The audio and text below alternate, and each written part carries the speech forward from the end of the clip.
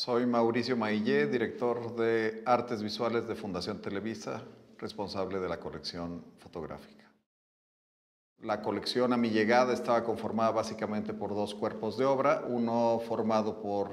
el acervo que dio inicio Manuel Álvarez Bravo. Él fue invitado a conformar una colección con la finalidad de crear el primer museo de la fotografía en México. Él durante 6 años dedica apasionadamente sus conocimientos en materia fotográfica para conformar una colección de alrededor de 2.500 imágenes que cubrían desde los inicios de la fotografía hasta el momento contemporáneo en el que Álvarez Bravo seguía trabajando. ¿Cómo acercarse a un archivo de esta magnitud? A manera, digamos, como de arqueólogos, Alfonso Morales propuso implementar una práctica como la que los arqueólogos hacen en los sitios prehispánicos o en los sitios coloniales, cuando hay un descubrimiento, que es hacer una cala, una penetración en una parte, digamos, de este espacio geográfico, y a partir de ahí sacar una serie, digamos, como de datos que permitan poder tener una mayor información. Entonces, la cala que hicimos a este archivo para tener una primera aproximación fue un personaje fundamental de la historia del cine en México, que fue Gabriel Figueroa, y que atravesó a través, digamos, de su vínculo con actores, con directores de cine, con productores, pues prácticamente medio siglo de la industria del cine en México. Esta práctica de investigación creo que fue determinante para cómo se han venido dando nuestros proyectos, en donde no estamos asumiendo la fotografía únicamente desde el ámbito de la autoría, sino más bien como una herramienta de producción de una industria también como el cine y la televisión, y lo que nos interesa es establecer esos vasos comunicantes y esos diálogos que se establecen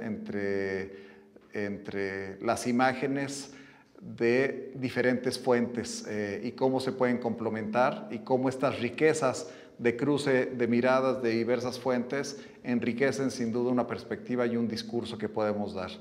Esta línea, digamos, en una exposición de fotografía en donde podemos presentar imágenes tradicionales, imágenes de autor, copias de época, imágenes referenciales, complementadas con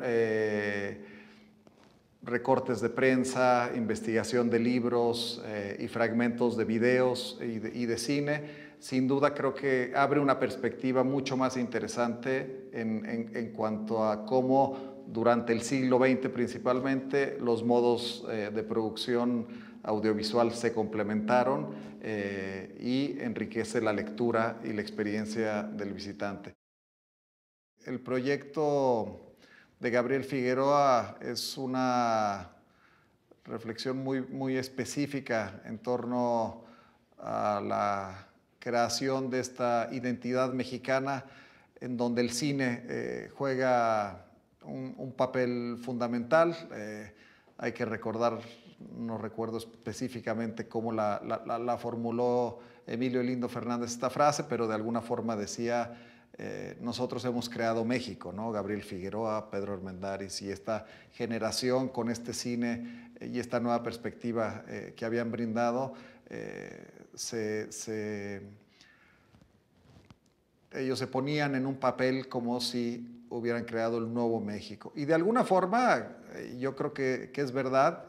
Hay muchos Méxicos, por supuesto, y desde entonces había muchos Méxicos. Pero, sin duda, esta imagen que trascendió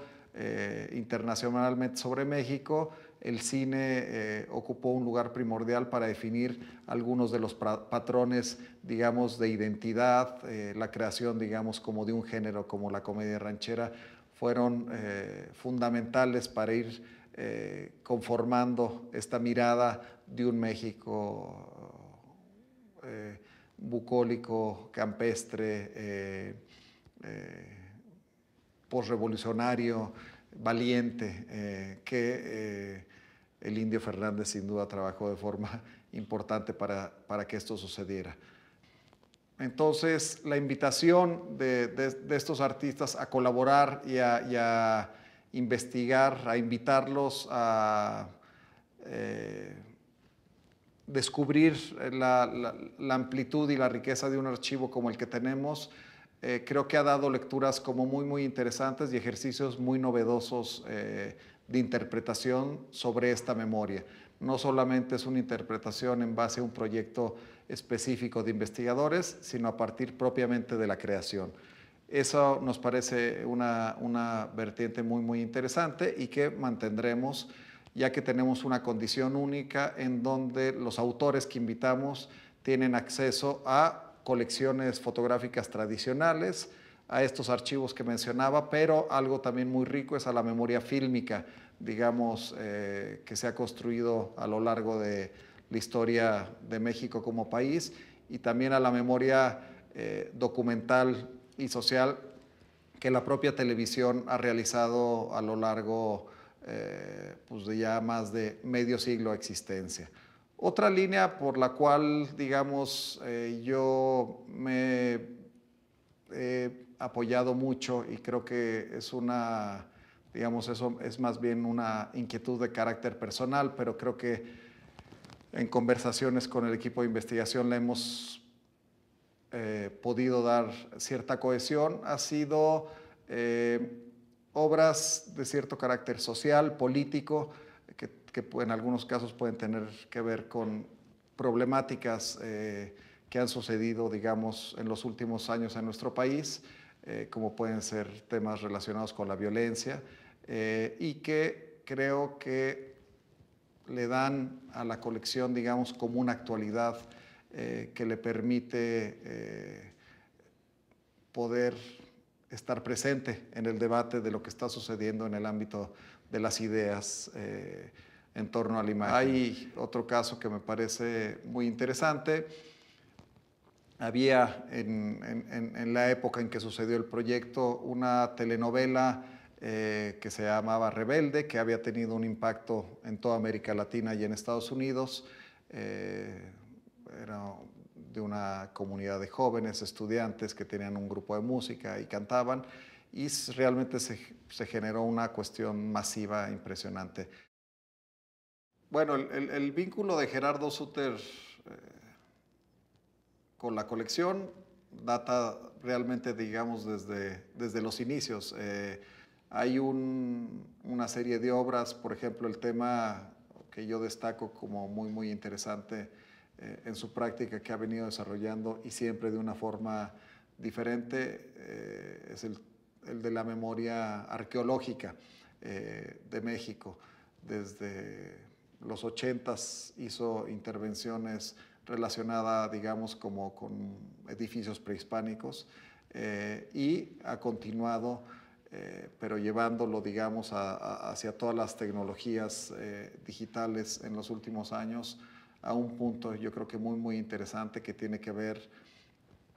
de forma muy específica con lo que son los lenguajes de la fotografía hoy en día, no solamente en el ámbito de la creación, pero en el ámbito, digamos, como del consumo masivo de las imágenes. Él ha puesto atención al píxel, a lo digital, al retoque, a la intervención de la imagen. Todo ello tiene que ver, digamos, con la forma en cómo se producen y se transforman las imágenes para salir a la luz pública. Entonces, creo que ese énfasis que ha puesto Gerardo Suter, digamos, en esos elementos, hace que pueda producir obras de un enorme interés y de una enorme actualidad.